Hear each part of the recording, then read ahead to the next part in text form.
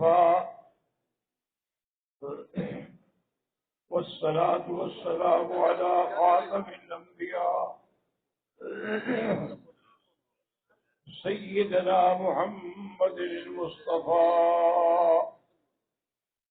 وعلى آله المجتبى. اللهم صل على سيدنا محمد النبي الأمي الهاشمي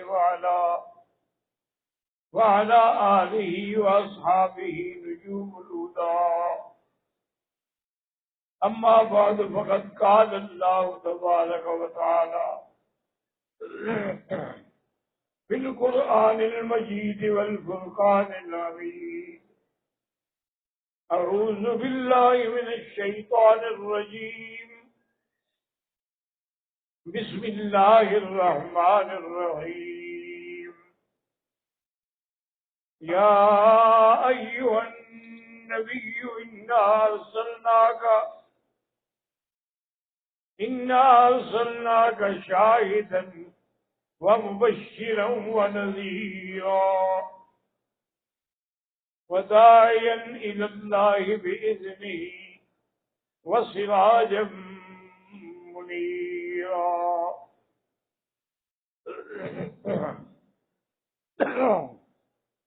قال النبي صلى الله عليه وسلم: أنا أحمد وأنا محمد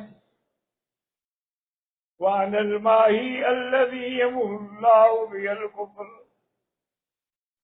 وأنا الحاشر والذي يحشر الناس على قدمي وأنا العاقب الذي ليس بعده نبي، أو كما قال النبي صلى الله عليه وسلم.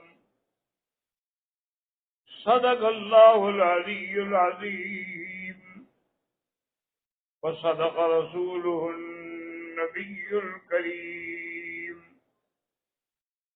ونحن على ذلك لمن الشاهدين ومن الشاكرين، والحمد لله رب العالمين. رب اشرح لي صدري ويسر لي أمري واحلل عقدة من لساني يفقهوا قولي. سبحانك لا علم لنا إلا ما علمتنا إنك أنت العليم الحكيم. برادران اسلام، سرکار دو عالم صلی اللہ علیہ وسلم کی سیرت کے بارے میں چند دنوں سے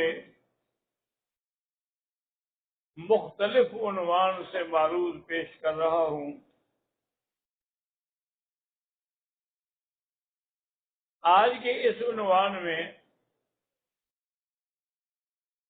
اللہ تبارک و تعالی نے حضور صلی اللہ علیہ وسلم کی عظمت کا بیان فرمایا ہے۔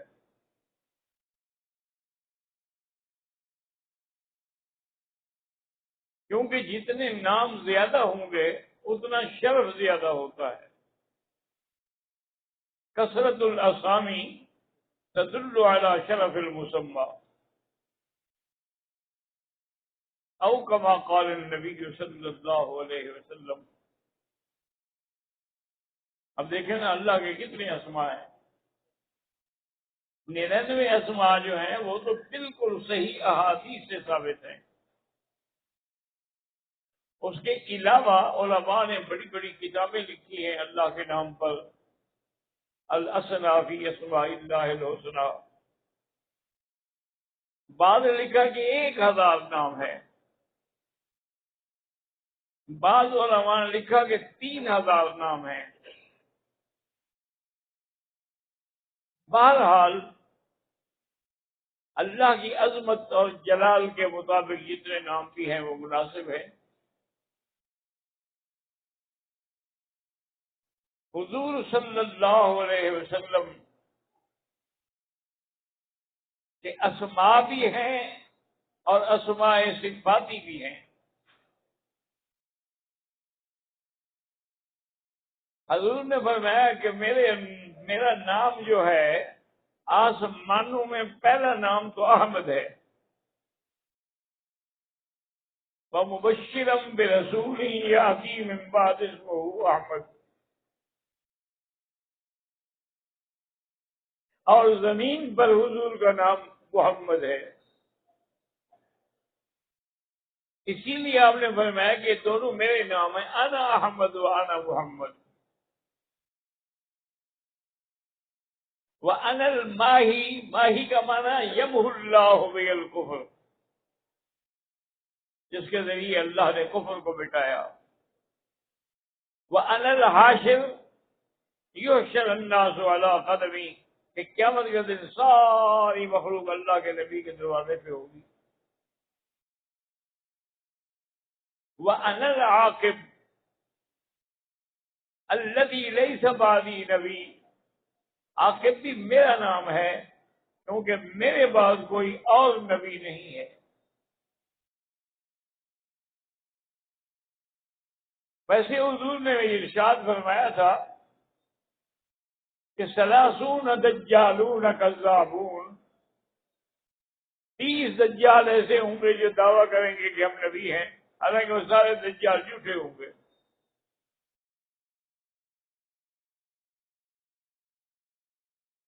ایک تو وہ دجال ہے نا، دجال اکبر،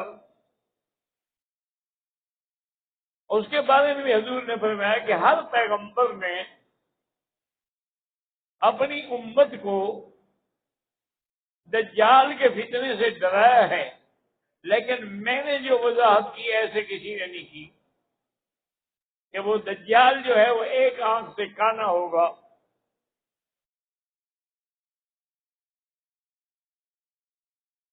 اور وہ دجالیت کا دعویٰ کرے گا، وہ اصل دجال اکبر ہے۔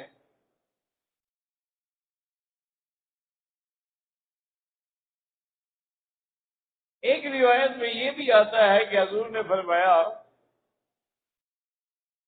کہ میں نے دیکھا کہ حضرت عیسیٰ ابن مریم اللہ کے کعبے کا طواف کر رہے ہیں، یہ وہ گھر ہے جس کا سب پیغمبروں نے طواف کیا ہے۔ اگر اللہ نے آپ کو نصیب کیا ہے تو اللہ کا شکر ادا کریں۔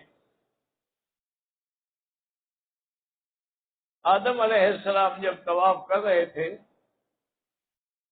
تو دل میں خیال آیا کہ میں بڑا خوش نصیب ہوں، اس گھر کا میں ہی پہلے طواف کر رہا ہوں۔ اللہ نے حکم دیا تو جبریل نے کہا کہ آدم، تمہارے پیدا ہونے سے بھی 2000 سال پہلے میرے فرشتے طواف کر رہے ہیں، تم کیسے پہلا طواف کر رہے ہو؟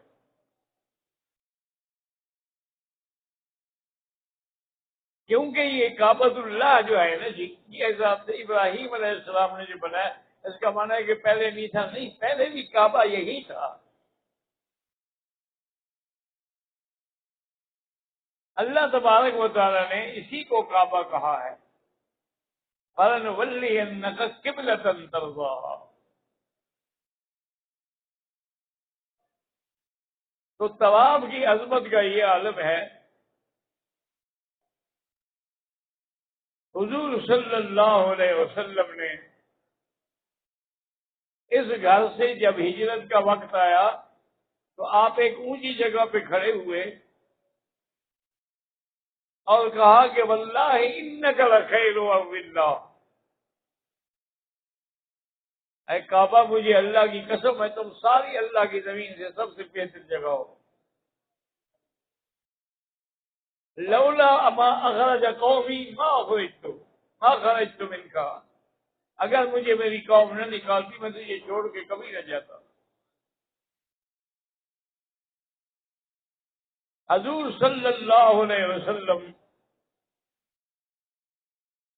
سرکار دو عالم جب جا رہے تھے تو ترتیب یہ تھی کہ آپ آگے تھے اور آپ کے پیچھے حضرت ابو بکر تھے، اور دوسری اونٹنی پر حضرت ابو بکر رضی اللہ تعالی عنہ کا خادم تھا، اور اس کے بعد عبداللہ ابن الیکت راستہ دکھانے والا تھا۔ حضور صلی اللہ علیہ وسلم جب رابق کے قریب ایک راستے سے گزرے تو آپ رونے لگ گئے. حضرت ابو بکر نے عرض کیا کہ یا رسول اللہ آپ کیوں رو رہے ہیں؟ مجھے بھی بتائیں، میں بھی شریک ہو جاؤں. اور میں ابو بکر یہ وہ راستہ ہے جو سیدھا مکے سے آتا ہے، ہم تو خفیہ راستے سے جا رہے ہیں نا. تو اس راستے کو دیکھ کر مجھے مکہ یاد آ گیا، تو میں اس کے فراق میں رو رہا ہوں. اللہ نے جبریل علیہ السلام کو بھیجا کہ جا کے میرے نبی سے فرما دیں کہ ان الذی فرض علیک القرآن لرادک الی معاد.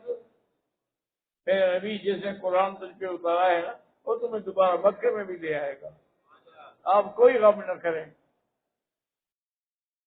تب جا کے حضور صلی اللہ علیہ وسلم کو تسلی ہوئی. تو اللہ تبارک و تعالیٰ کے اس گھر کا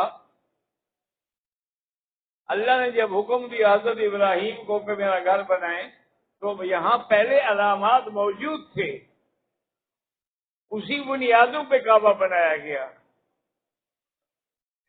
اس لیے حکم یہ نہیں ہے کہ جب ابراہیم نے بنایا یرفع ابراہیم القواعد من البیت و اسماعیل ربنا تقبل منا انک انت السمیع العلیم. اب دیکھیں کہ اس گھر کی کیا شان ہے کہ جس کے بنانے والا ابراہیم ہے اور مزدور اسماعیل ہے، دونوں اللہ کے نبی. ابراہیم خلیل اللہ بھی نبی اور اسماعیل ذبیح اللہ بھی نبی. جب اللہ تعالیٰ کا کعبہ بن گیا، اللہ نے حکم دیا کہ خلیل اللہ اب لوگوں میں اعلان کر دو کہ میرا گھر بن گیا ہے، آؤ حج کے لیے.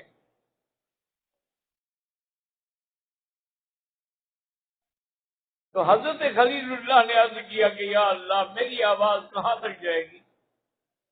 میری آواز اس حرم سے باہر بھی نہیں جائے گی.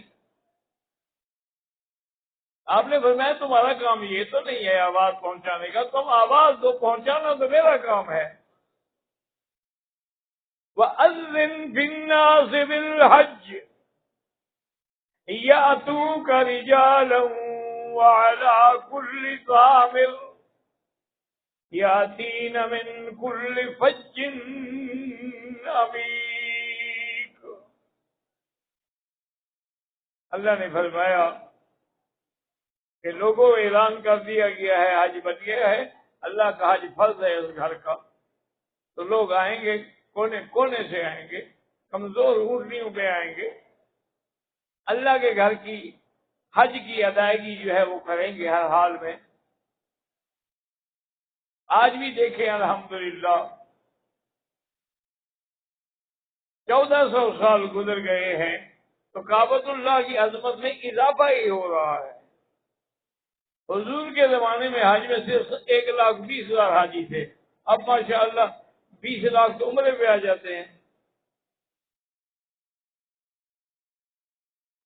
اور گورنمنٹ جو انتظامات کر رہی ہے، جو نئے حرم بنا رہی ہے، جو سڑکیں بنا رہی ہے، جو پلیں بنا رہی ہے، جو ٹرینیں بنا رہی ہے، اس سے انہوں نے کہا ہے کہ ہم انشاءاللہ 5 سال کے بعد یہاں 1 کروڑ حاجی آئے گا.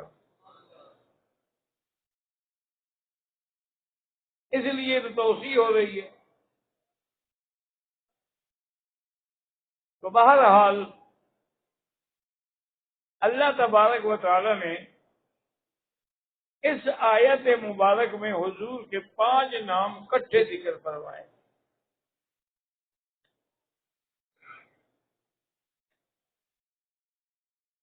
اور یہ شان بھی صرف میرے آقا کی ہے کہ اللہ نے جب بھی مخاطب کیا ہے تو لقب سے یا ایھا النبی یا ایھا الرسول. باقی انبیاء کو نام سے پکارا گیا، یا آدم اسکن، یا داؤد انا جعلناک خلیفۃ فی الارض یا زکریا انا نبشرک بغلام اسمہ یحییٰ یا یحییٰ خذ الکتاب بقوہ، سب نام کے ساتھ۔ یہ شرف میرے آقا کا ہے کہ اللہ بھی لقب سے پکارتے ہیں، اس لیے فرمایا کہ یا ایھا النبی انا ارسلناک شاہدا ومبشرا ونذیرا وداعیا الی اللہ باذنہ وسراجا منیرا، یعنی 5 نام اللہ نے اکٹھے ذکر کروائے۔ شاہد کا معنی گواہی دینے والا بھی ہے اور بیان کرنے والا بھی ہے۔ ہمارے بعض حضرات،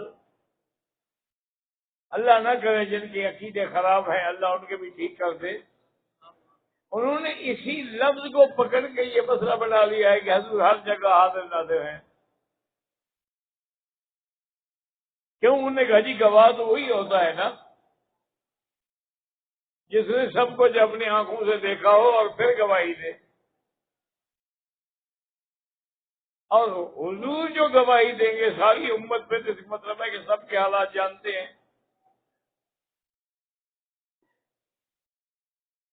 اور ہر جگہ آپ موجود ہیں۔ تو یہ ان کی بالکل یعنی اللہ عالم محبت کے دھوکے میں آ کے یہ بات کہہ بیٹھتے ہیں، یا پھر یہ ہے کہ ان کے عقیدے ایسے بگڑے ہیں کہ جیسے ایک مولوی صالح سیال کوٹ کے علاقے میں ہوتے تھے، حالانکہ وہ بڑا عالم تھا، اس نے کتاب میں لکھا کہ حضور فرماتے ہیں کہ میں اپنی والدہ کے پیٹ میں تھا کہ میں سن رہا تھا کہ قرآن لوح محفوظ میں لکھا جا رہا ہے، یعنی آپ پیٹ میں تھے اور قرآن سن رہے تھے، اور میں پیٹ میں تھا کہ میں دیکھ رہا تھا کہ فرشتے تصریف الاقلام کے موقع پر کیا کر رہے ہیں، اور لوح محفوظ کیا ہے، یہ سب میں نے پیٹ میں دیکھا ہے۔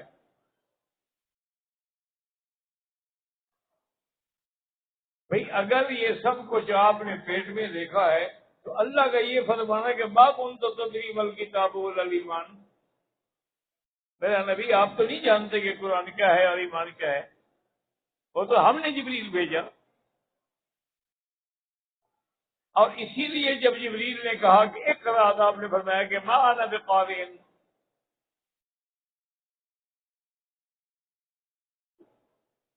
پھر انہوں نے بخاری شریف کی حدیث میں ہے، حضور فرماتے ہیں کہ ضمنی ضمۃ شدیدۃ، سینے سے لگا کے بڑا زور سے مجھے بھینچا، اور پھر کہا اقرا یا محمد، پڑھیں اقرا بسم ربک الذی خلق، سے یہ 5 آیتیں نازل ہوئی۔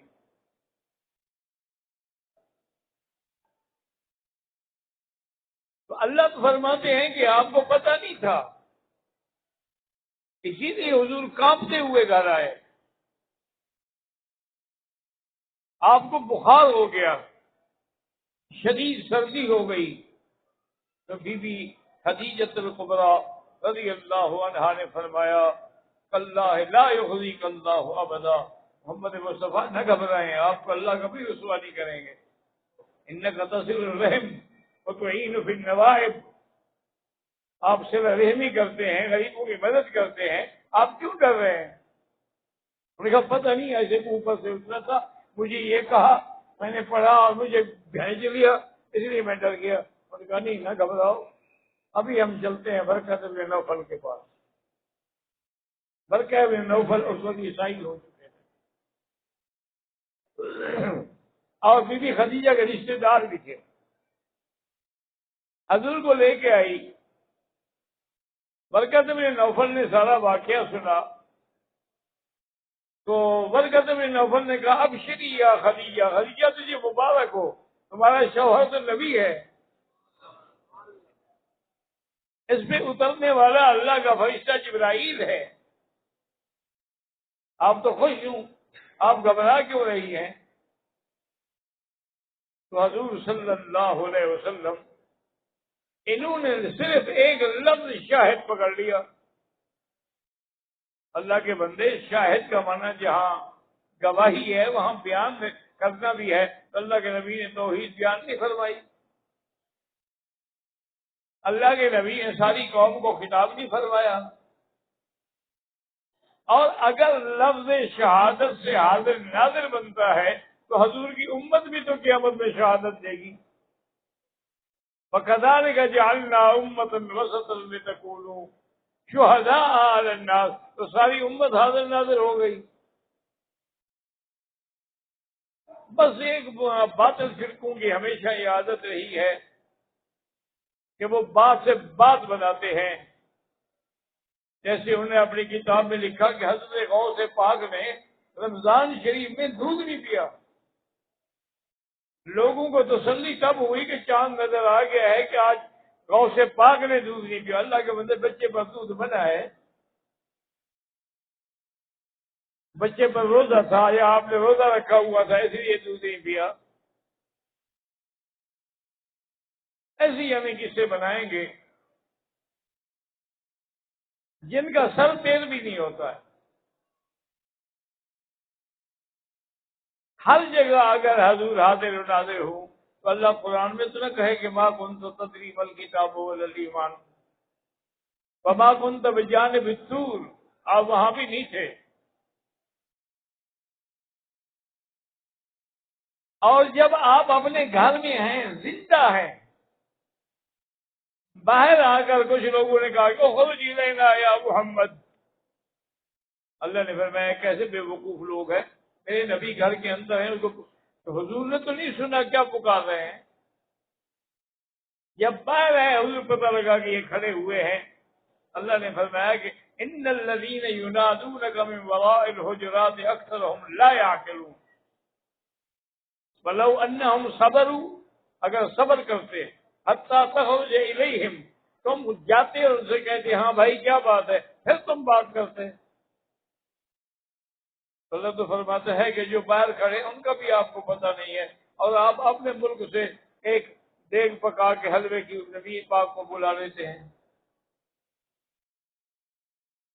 صلی اللہ علیہ وسلم. بس دعا کریں کہ اللہ ہر مسلمان کو صحیح عقیدہ نصیب فرمائے. انشاءاللہ ہمارے بس میں تو کوشش ہے، سعی ہے، السعی منا والاتمام من اللہ، لیکن ہدایت دینے والی اللہ کی ذات ہے.